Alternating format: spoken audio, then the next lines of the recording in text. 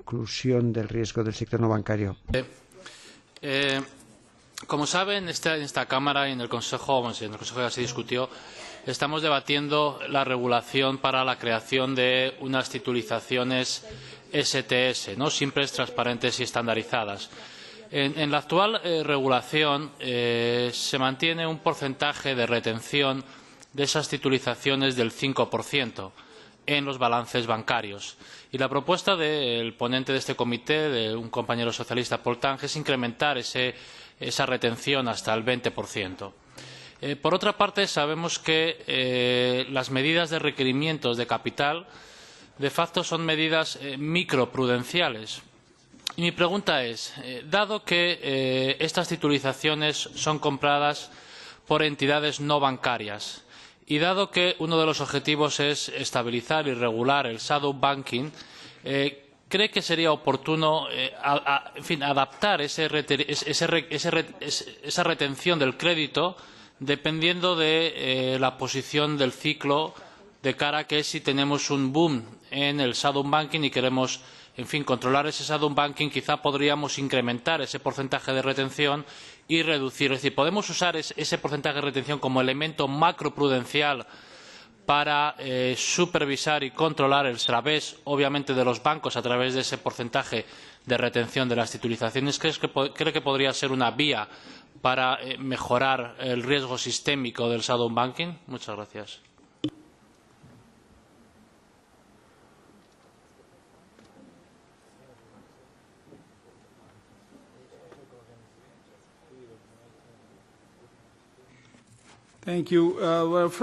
Muchas gracias. Mi primera pregunta, EDIS.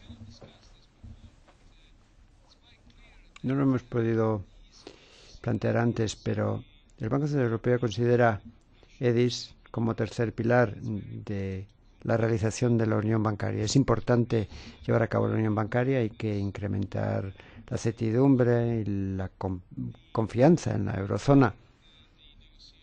Y también está claro que las negociaciones se han quedado estancadas. Hay que llegar a un punto de equilibrio entre compartir el riesgo y reducir el riesgo. También el calendario sobre cómo avanzar en ambas caras de la moneda, porque en el fondo se trata de ello, y cómo hacerlo en las semanas y meses venideros. En cuanto a la exposición a la deuda soberana, su segunda pregunta, se publicó un informe por parte de la Junta Europea de Riesgo Sistémico en marzo del año pasado. En marzo, la deuda soberana ha gozado de un trato preferencial por parte de entidades financieras comparado a la deuda privada y empresarial. Y esto también en las resoluciones, pero sabemos que la deuda pública no carece de riesgos, como hemos visto en la crisis de la deuda soberana. Y sabemos también que existe un enlace entre los soberanos y la banca. Y este vínculo ha sido una fuente de problemas en el sector bancario. Entre otras cosas, esto ha repercutido negativamente en los canales de transmisión de la política monetaria.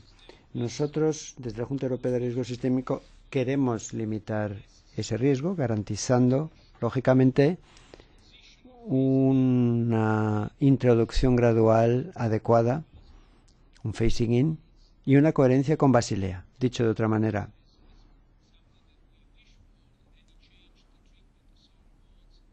un cambio de la valoración de esta deuda soberana, de una cartera con deuda soberana, tiene que ser resultado de una negociación internacional. No se puede decir a nivel de la Unión Europea y mucho menos aún de la zona euro.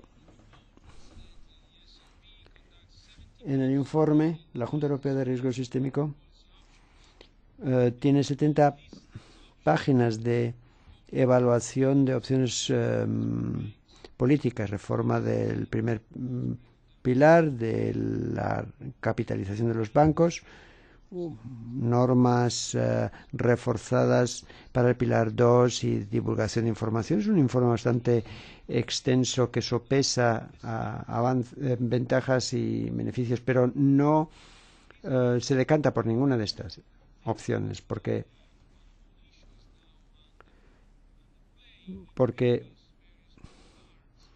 hay diferentes instancias que están estudiando esto en el Banco Central Europeo, en el Comité de Basilea y en la Junta Europea de Riesgo Sistémico. Y llegará un momento en el que se hará acopio de estas reflexiones y se compartirá con ustedes.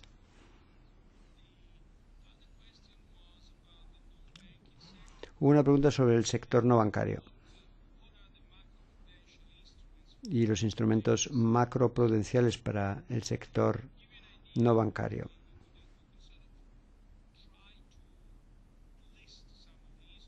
Podríamos enumerar algunos de estos instrumentos, pero no sería una lista exhaustiva. En primer lugar, instrumentos que hagan frente a un desfase de liquidez en los fondos de inversión.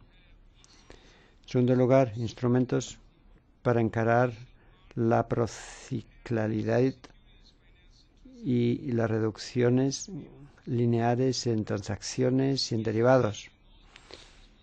La Junta Europea de Riesgo Sistémico tiene responsabilidad para la supervisión macroprudencial del sistema financiero de la Unión Europea en su conjunto y nosotros desempeñaremos un papel importante en el desarrollo de la estrategia política macroprudencial y los instrumentos para hacer frente al riesgo más allá del sector bancario.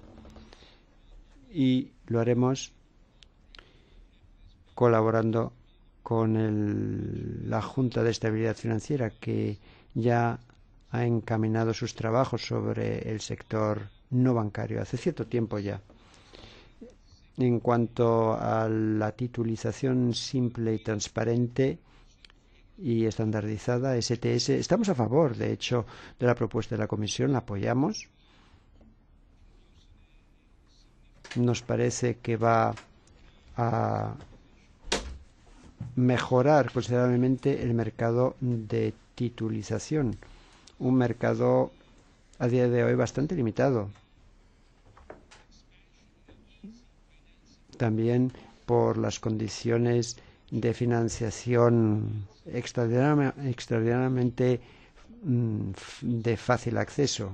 Por eso no se recurre tanto a la titulización. Y además, el entorno normativo no es muy propenso a este tipo de instrumentos. Por eso nos felicitamos por la propuesta de la Comisión. Estamos de acuerdo con las propuestas, los coeficientes de retención y de cobertura de capital, porque el objetivo de identificar una titulización simple y transparente reside en una diferencia con respecto a la carga de capital para la titulización, que no es ni simple ni transparente, porque es consecuencia de la reglamentación que introdujimos respondiendo a la crisis financiera, porque se pasó por el mismo rasero todas las titulizaciones en Estados Unidos y en Europa, pero las titulizaciones europeas pues quebraron tan solo en una décima parte de las americanas. Era fácil fijar un precio y desentrañar estas titulizaciones europeas. Y nosotros, o mejor dicho, la propuesta de la Comisión corrige lo que todavía había que corregir. Después preguntó usted si había que modular las tarifas en función del comprador. Yo pienso que esto tiene que ver más bien con la protección del consumidor y no tanto con el diseño del instrumento financiero.